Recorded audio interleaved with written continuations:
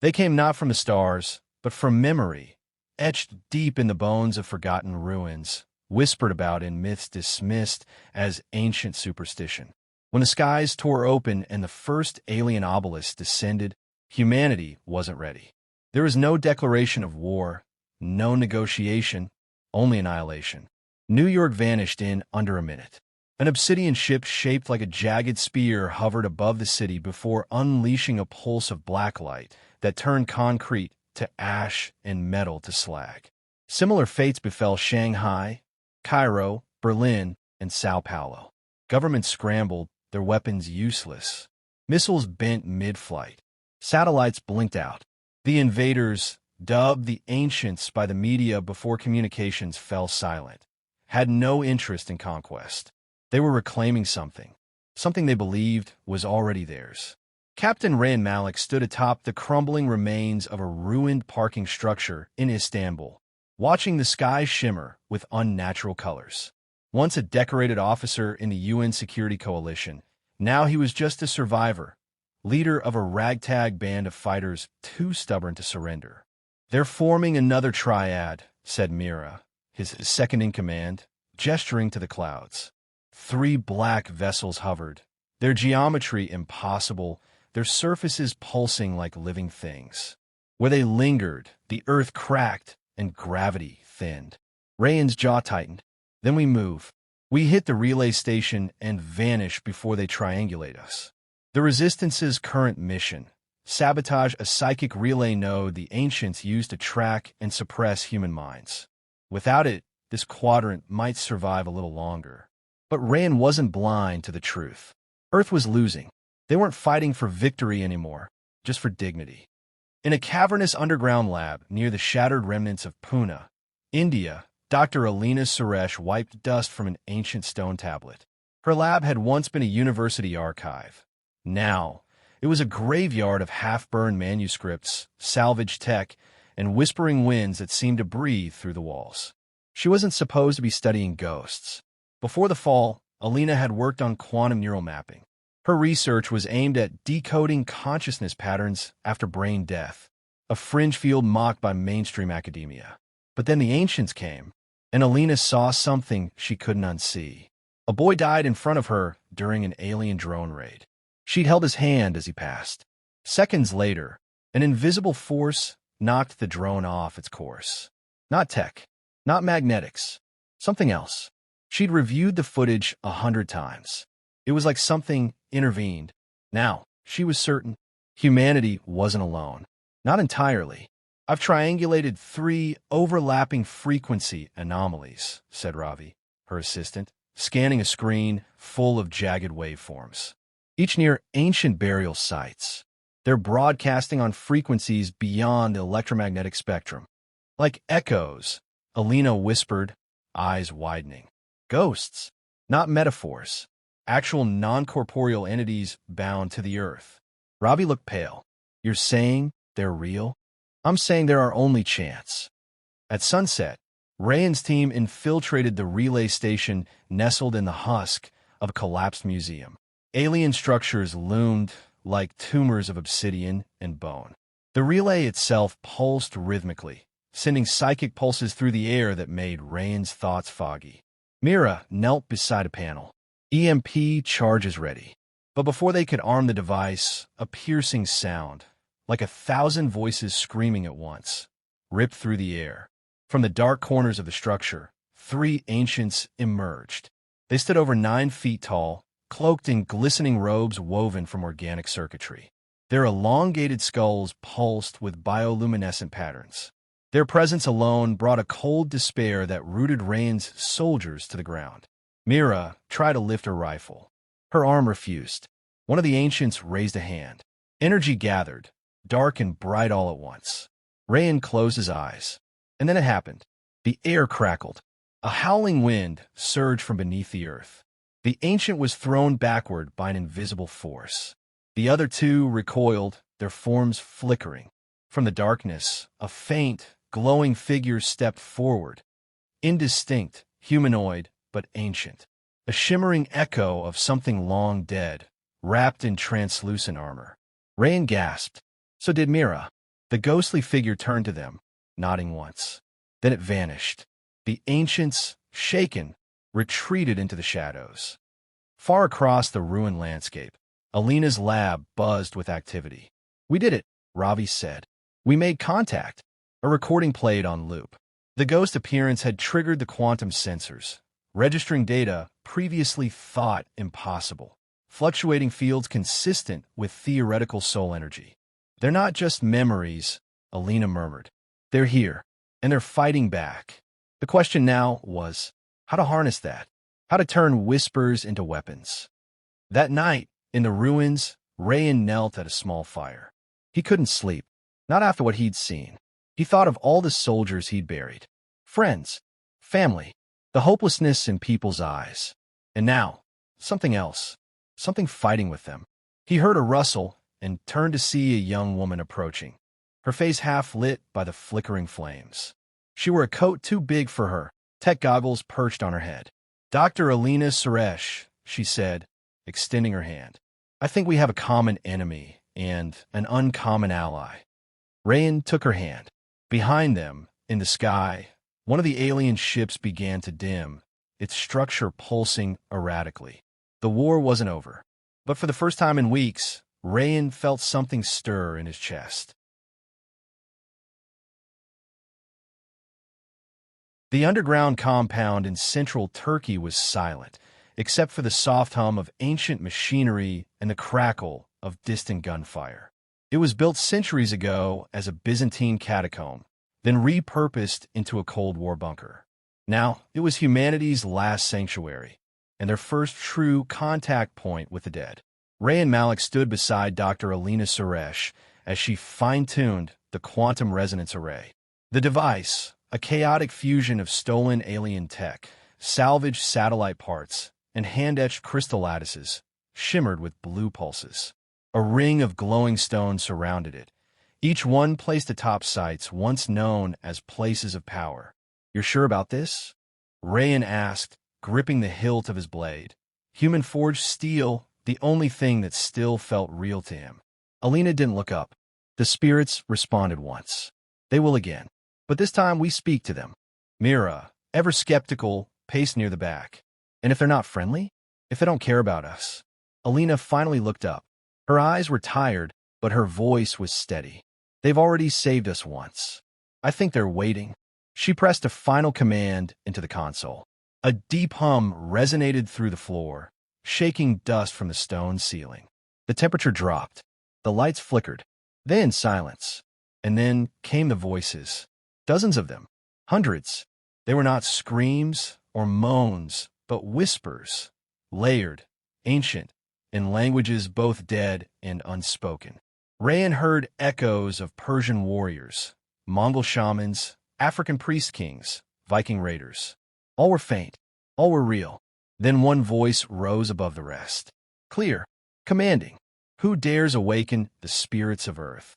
A glowing figure emerged from the array, tall, broad-shouldered, clad in spiritual armor etched with glyphs lost to history. His face was calm, his eyes a pale silver. He radiated power and sorrow. Alina stepped forward. "My name is Alina Suresh. We are the last of humanity. We seek your help." The spirit hovered before them. "You are children of dust and flame. The ones we died to protect, yet forgot us." Rayan stepped forward. "That's true. We forgot our roots. But we're dying, and your enemy is here again." The ghost's expression hardened. "They're not aliens. They were once of Earth, long before your kind stood upright. They abandoned their souls for power. Now, they return to claim what we defended with our last breath." "Then help us stop them," Rayan said. A pause. Then the ghost spoke again. "I am Kalen, warden of the First Flame, and I will help you if you are willing to fight with more than just your hands." The air shimmered. A second spirit appeared, then a third, then dozens. Over the following days, the compound transformed into something sacred. The living and the dead walked side by side. Not all could see the ghosts. Only those spiritually attuned, as Alina explained, but their presence was felt. Tools moved on their own. Old texts translated themselves. Defensive walls rebuilt faster than hands could manage. Kalen led ghostly warriors and drills, phasing in and out of reality as they taught Rayan's fighters how to move unseen, how to listen to the Earth's pulse, how to fight not only with strength, but with spirit. Alina refined her resonance device, creating small totems that let select soldiers channel ghost energy. They called them spirit-touched, humans who could temporarily borrow spectral abilities. Super speed, phase walking, etheric blasts. The tide had not turned, but for the first time, it shifted. On the third night, an alien scout ship pierced their outer perimeter, black and jagged. It hovered in the air like a blade waiting to fall. Rayan led a squad to intercept, flanked by 2 ghost warriors and a newly spirit-touched scout named Deva. "We hold them at the ravine," Rayan ordered. "Don't let them breach the inner gate." As they took position, a swirling rift opened. 2 ancients stepped through, taller than before, clad in crimson-veined armor that glowed with dark light. Kalen appeared beside Rayan. "They've adapted. They can now sense the veil." "Then let's hit them before they fully cross," Rayan replied. The battle was chaos. The ancients unleashed tendrils of searing light that tore stone apart. Deva, newly spirit-touched, blinked through a wall and delivered a psychic blast that knocked one alien off balance. Kalen struck with a blade of fire that didn't burn but unraveled matter. Rayan saw Mira wounded, pinned beneath rubble. He moved without thinking. His blade found alien flesh, if it could be called that, and the creature screeched, its voice warping the air. With Kalen's aid, they pushed the invaders back into the rift. It sealed behind them, but not before one final echo slipped through, a telepathic burst that chilled everyone's blood. "You summon the forgotten dead. We will burn the past, and all who remember it." Back inside, Rayan stood over Mira as she recovered, her shoulder wrapped in gauze. He looked to Kalen, who hovered beside the firelight. "You said they were once of Earth. What happened?" Kalen's gaze dimmed. "They were the firstborn, ancient humans, or close to it. They mastered mind, matter, and spirit. But they craved eternity. So they severed their spirits to remain alive forever. In doing so, they lost their humanity." Rayan exhaled slowly. "And now they're back to erase what's left of us." Alina entered, holding a data slate. "We've tracked a major convergence point in Peru, Machu Picchu. A massive alien structure is forming there. It's drawing spectral energy." Kalen nodded grimly. "Then that is where they will strike next." Rayan looked around the chamber, at the mingling of soldiers and ghosts, of science and legend. Once, it would have seemed impossible. Now it felt inevitable. "Then we strike first." That night, Alina stood alone by the resonance array. The whispers were quieter now, calmer.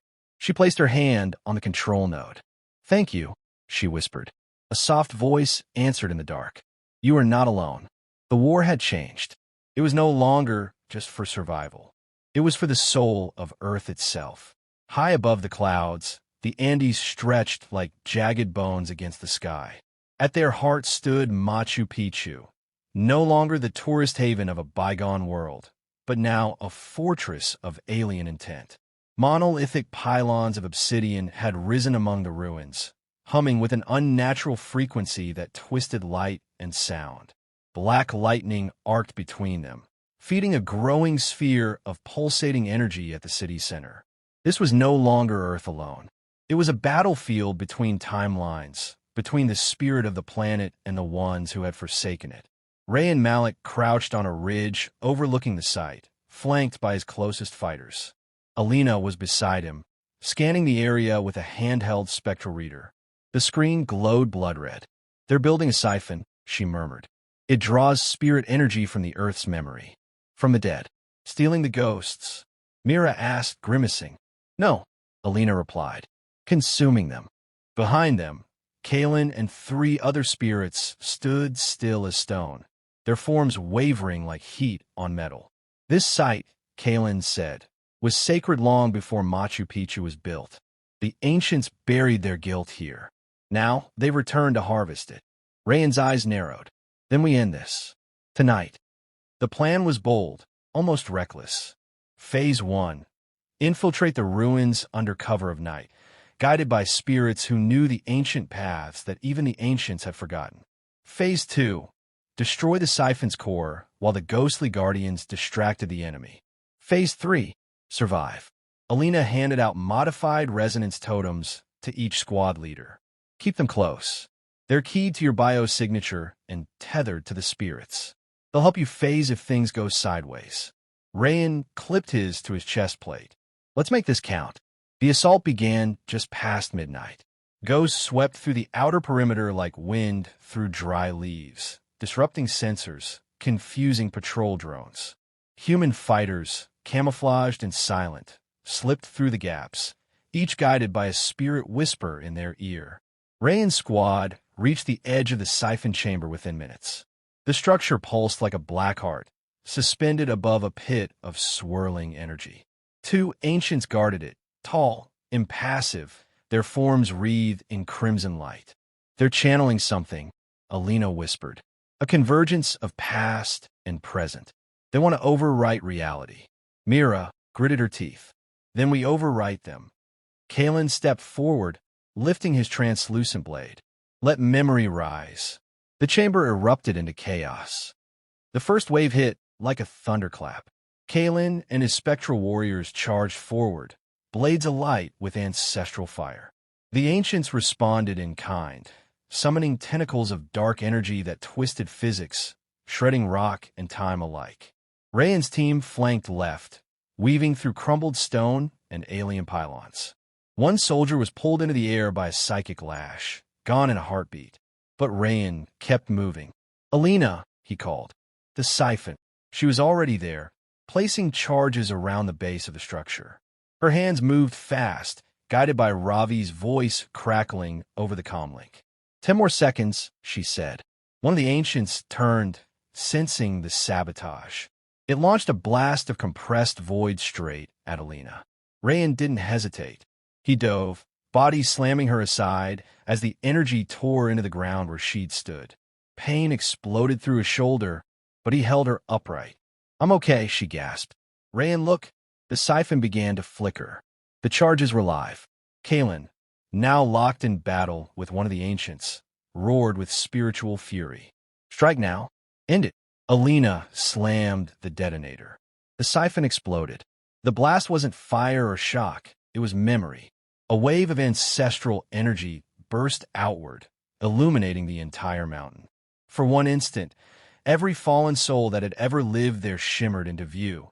Incan priests, soldiers, peasants, children, all glowing with ancient light. And then the black sphere collapsed, imploding in a silent storm of gravity and flame. One ancient disintegrated instantly. The other, wounded, retreated through a warp gate, shrieking a name in a language that bent the minds of those who heard it. In the aftermath, silence reigned. The earth seemed to exhale. Kalen floated beside the ruin of the siphon, his form dimmer than before. The balance is shifting, but they will return.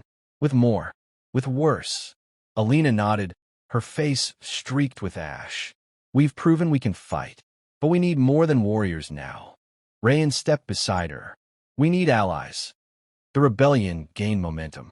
Across the globe, pockets of resistance reached out. The spectral resonance totems allowed humans to speak with the dead from their own lands. Ghosts of samurai appeared in Japan, Viking spirits in Scandinavia, Zulu warriors in South Africa. A worldwide uprising was building, not just of the living but the forgotten. Together, they coordinated, attacked, resisted, one victory at a time. But with each battle, Rayan noticed the toll it took on the spirits. They flickered more often now. Kalen rarely spoke unless called upon. The dead were powerful, but not endless. They were giving all they had, and Earth's time was running out. One evening, in a moment of rare peace, Rayan stood alone atop a hill outside their new command site, a repurposed monastery in the Swiss Alps. Kalen appeared beside him, his glow faint. You lead well, Kalen said. Your fire burns with memory. Rayan shook his head. I'm just trying to hold the pieces together. Kalen looked to the stars. The ancients will send their herald soon. A being who was once human, but now is only void. Rayan turned. Ooh, Kalen's eyes dimmed. The Hollow King. Their first success in soul severance. He is more spirit than flesh, and he will come to break the bond between our worlds. Rayan's jaw clenched. Then we break him. Kalen nodded. There is a way, but it requires sacrifice. Rayan looked into the eyes of the long-dead warrior. Tell me what we have to do. Far above, in orbit, a new ship approached. A black pyramid trailing shards of stars behind it. At its core, a single pulse of thought radiated outward, shaking satellites and dreams alike. The Hollow King had awakened, and Earth's final battle was about to begin. The sky over Earth dimmed unnaturally, as if the stars themselves recoiled. High above, in low orbit, hung the Hollow King's vessel, a monolithic black pyramid spinning slowly, silently, eclipsing the sun in brief flashes. From it came waves of psychic dread, pressing down on the planet like a blanket soaked in grief. On the ground, across every resistance enclave, people could feel it in their bones. Something ancient and terrible had returned. Ray and Malik stood at the edge of the mountain monastery's overlook, staring skyward. His breath formed fog in the chilled air. Behind him, warriors trained in silence. Some were living, some were not. Kalen emerged from the mists, his form flickering like a dying flame. It is time, he said. Rayan turned to him. You said there was a way to stop him. Kalen nodded. He is no longer man, nor truly ghost. He exists in the rift between realms. To defeat him, we must close the bridge. And the bridge is... you. Rayan's heart stilled. Me? You are the Axis, Rayan, Alina said, stepping from the shadows. Your resonance signature has bonded with the spirits more deeply than anyone else. The Hollow King will come for you personally. He will seek to sever your spirit, to shatter our bond. Kalen added, that moment is your chance. If we channel all remaining spirit energy through you at the moment of convergence, we can collapse the rift and banish him. Rayan understood. This was no simple fight. This was a final stand. Will I survive? He asked. Alina didn't answer. Kalen's silence spoke volumes. The Hollow King descended at dusk. A column of inverted lightning struck the ground near Geneva, melting stone and sky. From the crater rose the Hollow King, 12 feet tall, cloaked in a flowing veil of black crystal and smoke. No eyes, no face, only a hole where humanity once lived. He walked slowly, the earth dying beneath his steps. Rayan and his strike team met him on the plains, ghosts circling them in protective patterns, weapons glowing with spectral light. Above, storm clouds churned. The world held its breath. Ray and Malik, the Hollow King, said.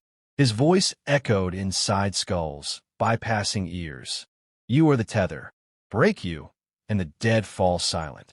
I'm a tether, all right, Rayan said, stepping forward. But not to the past. To hope. The Hollow King raised a hand.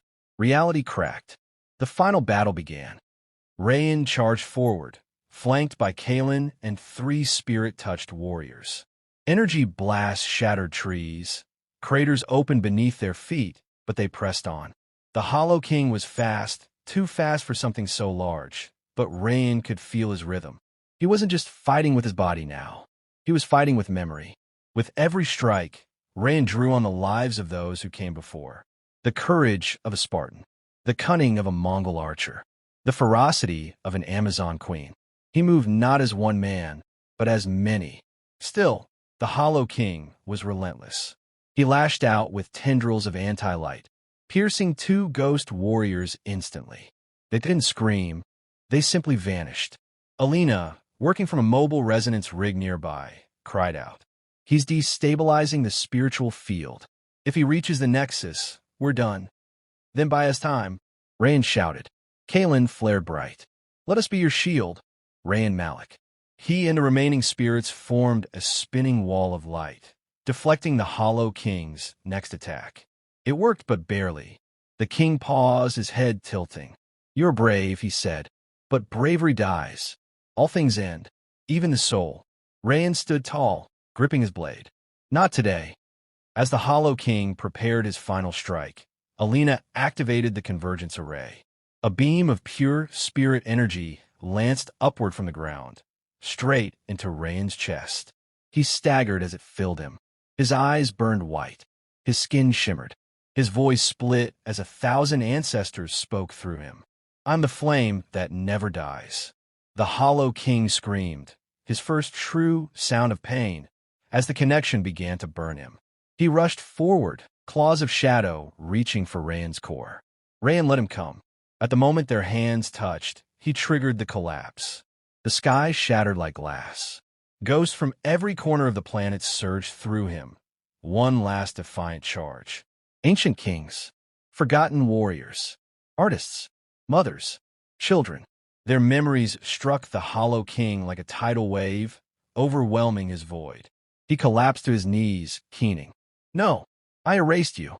You are gone. I made you nothing." Rayan stepped close. "You were wrong." And with one last breath, Rayan unleashed the full surge of ancestral force. The Hollow King disintegrated. So did Rayan. Silence. Then the air cleared. The stars returned. The pyramid above crumbled and fell from orbit, silent, defeated.